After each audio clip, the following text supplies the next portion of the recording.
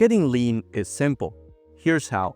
The goals of every lifter on the planet are two things. 1. Get big muscles.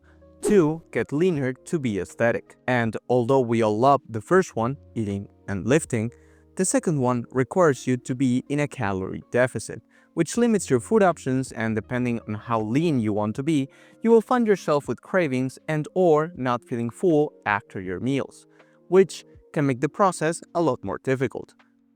In this video, I will give you a tool that will help you with cutting your excess fat, maximizing satiety per calorie, and muscle retention. What is this miracle thing?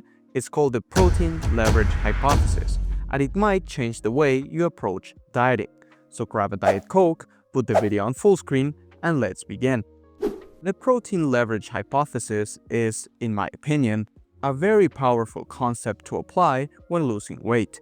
PLH, as we will call it from now on, comes from the nutrient geometry framework, which, in essence, evaluates the links between the nutritional requirements of animals and their environments.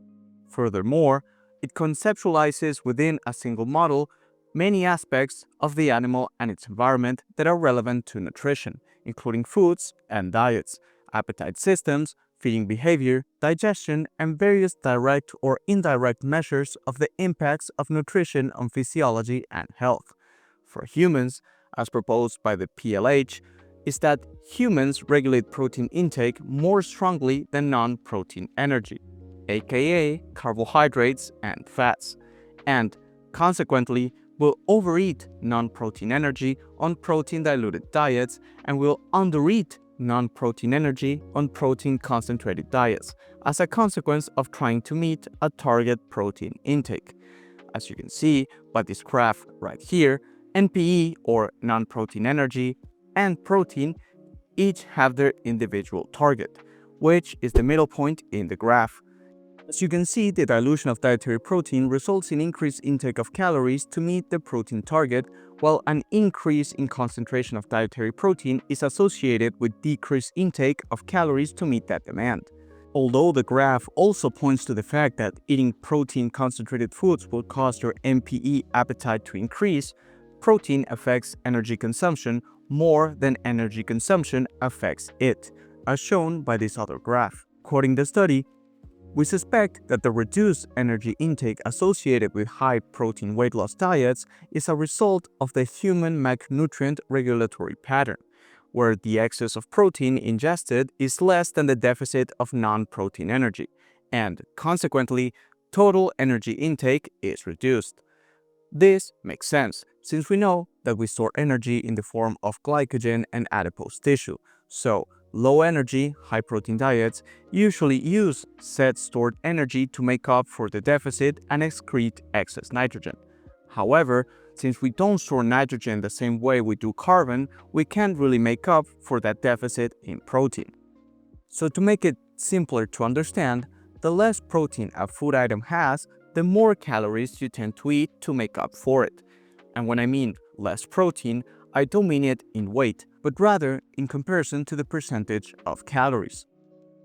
In even simpler terms, low protein bad, high protein good.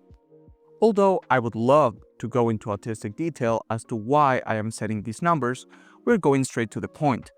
I am defining the base protein intake as 20 to 30% of your caloric intake. Everything below 20% is low protein, and everything above 30% is high protein. So something like skim milk is a high protein food. Same goes with soybeans, eggs, meats, tofu, soy milk, protein isolates, and concentrates, TVP, gelatin, among other things. Stuff like beans, lentils, ribs, and whole milk remain as the base protein intake we should all have. So how can we use this to our favor? Simple. If we add our total daily calories and see where the calories come from, we can start modifying our diets to make it higher protein. If you're a male at a high body fat percentage, like more than 20%, just by increasing your proportion of protein to 35% of your daily energy intake should be more than enough. For 20 to 15 body fat men, you might want to bump it up to 40%. And for people that want to get below 15%, 40% should be your baseline, and you should see if you do better with less or more protein. Keep in mind, you still need to be in a calorie deficit and meet your micronutrient demands. But by increasing the protein to energy ratio, you make that deficit more sustainable. Couple this with other strategies like increasing fiber content, consuming coffee and diet soda, and getting that six-pack shouldn't take long. A simple way of increasing the protein content of your meals is by doing simple replacements to your current diet.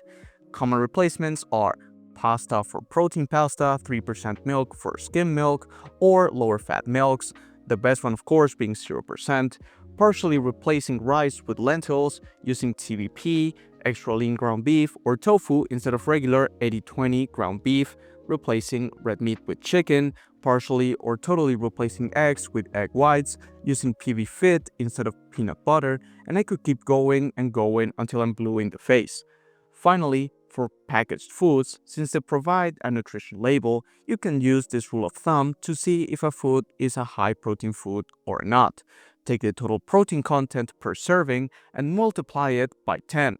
If the number you get is equal to or higher than the number of calories per serving, then the food product is high protein. This is a useful thing, especially now since most quote-unquote high protein products are all but high protein, having a high calorie content overall. A cool website to check if a product is high or low protein is Seth Naiman's protein to energy ratio calculator that you can find online. Just enter the values and see what the result is.